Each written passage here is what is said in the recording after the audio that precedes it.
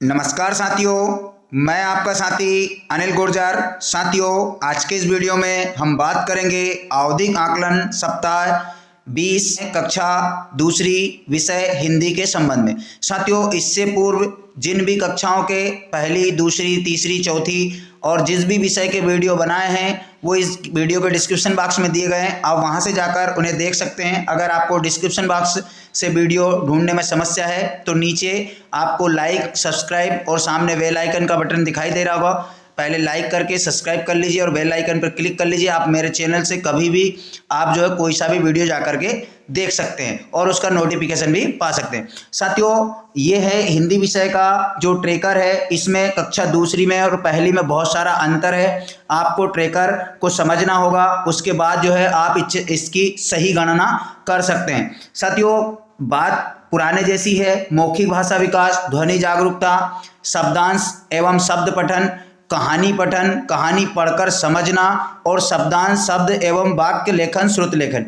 अब इसमें जैसे मौखिक भाषा विकास है तो मौखिक भाषा विकास में आपको पूर्व से भी पता है कि क्या होता है। हम देख लेते हैं मौखिक भाषा विकास में। तो जो शिक्षक संदर्शिका है, शिक्षक संदर्शिका के पेज क्रमांक 179 पर दिया है ये जो 20वें आवधिक आकलन के ट्रैकर के लिए या 20वां आवधिक आकलन जो लेना है तो यहाँ पर पूरे उसके क्राइटेरिया दिए हैं, क्या क्या हमें करना है। तो यहाँ पर देख रहे हैं आप मौखिक भाषा विकास।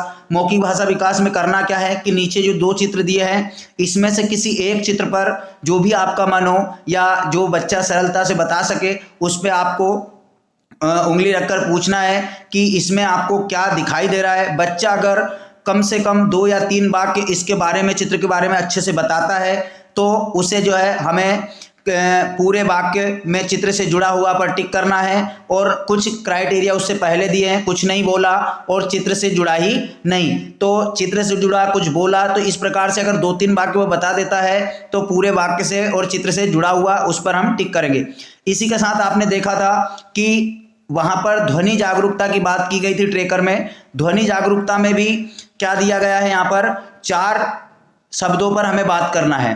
4 शब्द में अगर बच्चा ध्वनि बता देता है, शब्दों वर्णों की संख्या बता देता है तो उसे हम संख्या वहां पर लिखेंगे जितने वह बता पाता है। 4 में से अधिकतम 4 है। यहाँ पर नीचे दिया गया है कि किस प्रकार बताना है। आपको बारी बारी से 4 शब्द पूछना है और वहां पर बच्चा अगर उसमें आई गई ध्वनियों की संख्या बता देता है और उनको बोलकर बता देता है तो वहां पर 4 संख्या लिख देंगे। अब पुनः मैं ट्रैकर पर लिए चलता हूं तो यहां देख रहे हैं आप, हमने मौखिक भाषा विकास पर चित्र पर बात कर ली, ध्वनि जागरूकता। साथियों, समस्या आगे है। अभी इसमें जो आगे के आयाम है उसमें थोड़ी सी समझ की आवश्यकता है। अब यहां पर दे रहे हैं शब्दांश एवं शब्द पठन। तो शब्दांश कितने दिए गए हैं? 9 शब्दांश दिए गए हैं और 12 शब्द दिए गए हैं। बच्चे से बारी बारी से पढ़वाना है, अभी लिखाने की कोई बात नहीं हो रही साथियों। एक 1 to 1 एक उस पर उंगली रखते जाना है। बच्चा जितने सही शब्दांश या शब्द पढ़ते जाता है उनको नोट करते जाना है, उनकी संख्याओं को, और लास्ट में जो भी सही शब्दांश या शब्द की संख्या निकले वो यहाँ पर लिख देना है। अधिकतम 12 है, कम जितने भी बच्चे सही पढ़ पाए उनकी संख्या यहाँ पर हमें लिखना है। आप देख सकते हैं यहाँ पर शब्दांश यहाँ पर दिए, शब्दांश ऊपर दिए गए हैं। यहाँ पर 9 शब्दांश हैं और नीचे शब्द देख रहे हैं, यहाँ पर 12 शब्द है। तो ये शब्दांश और शब्द दोनों आयाम वहाँ के आपके कंप्लीट हो जाएंगे। उदाहरण इसमें दिए हैं कि किस प्रकार बच्चे से पूछना है और 1 to 1 करके उसकी संख्या में याद रखना है। लेकिन साथियों, अब समझ की बात आती है कि अब आगे हमें क्या करना रहेगा। तो एक कहानी दी है, कहानी का एक वाक्यांश दिया हुआ है जिसमें 35 शब्द है, उसको आप गिन लेना। मैंने गिने हैं, 35 शब्द वहां पर दिए गए हैं। अब करना क्या है, इसमें 2 पार्ट दिए गए 35 शब्द में कि कुल शब्द जिन्हें पढ़ने की कोशिश की गई।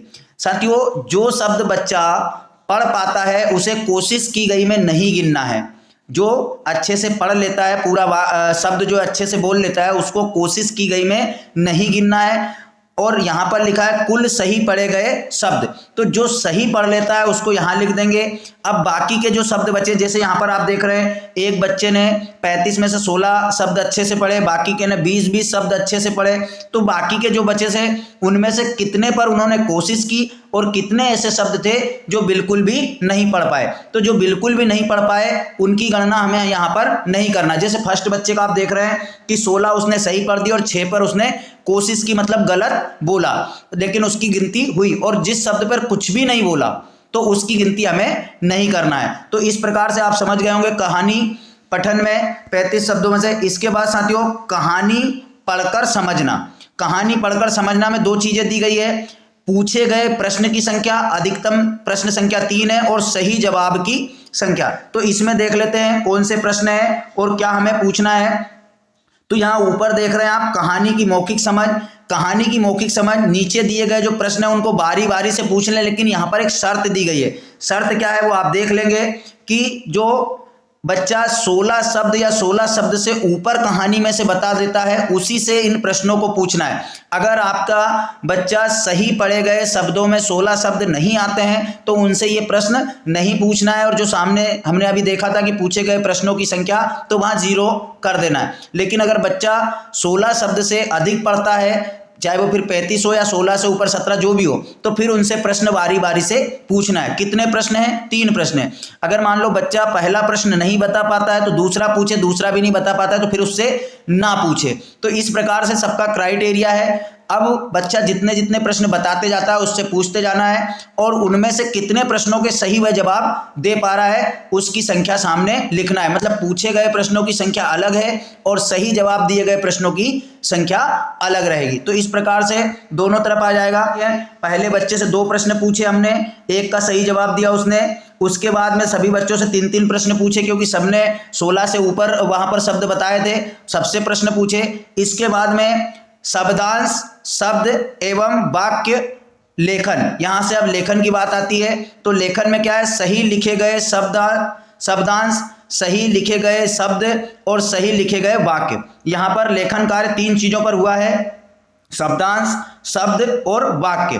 तो कितने कितने हैं? शब्दांश है 11, उसके बाद शब्द है 8 और वाक्य कितने हैं साथियों? 2। तो अब हम देख लेते हैं कहां पर है और किस प्रकार से हमें लिखवाना है। तो आप देख साथियों, हमने ट्रेकर में देखा था कि 11 शब्दांश दिए थे, मैं यहाँ पर हमने लिख दिए हैं, यहाँ पर दिखाई नहीं दे रहा था, तो यही शब्दांश लिखवाना है हमें। अन्य कोई शब्दांश नहीं लिखवाना है, जो शिक्षक संदर्शिका में दिया गया है वो शब्दांश लिखवाना है। और लिखवाना कहाँ है? तो यहाँ पर आप नोट देख रहे हैं, ऊपर दिए गए शब्दांशों को बारी बारी से बोलें, और बच्चों को वर्कबुक में, जो बच्चों की FLN की वर्कबुक है उसमें सप्ताह 20 दिवस 1 से 6 का एक पेज लगा है आकलन का, उसमें जगह दी गई है, शब्दांश की अलग दी गई है, शब्द की अलग दी गई है और वाक्यों की अलग दी गई। तो उसी बॉक्स में लिखवाएं जहां पर शब्दांश की जगह है, और उसी को जांचें। लिखवाने पर आप बोलेंगे और बच्चे लिखेंगे।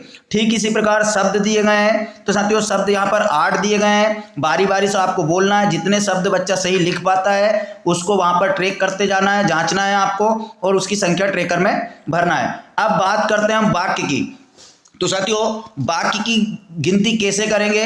तो यहां पर 2 वाक्य दिए हैं, यही वाक्य आपको बोलने हैं, नए वाक्य नहीं बोलने। ऊपर दिए गए वाक्यों को बारी बारी से बोलें और बच्चों को वर्कबुक में सप्ताह 20 दिवस 1 से 6 के वाक्य लेखन के बॉक्स में लिखने को कहें। सही लिखे गए वाक्यों को गिनकर संकलन प्रपत्र में ट्रेकर भरे।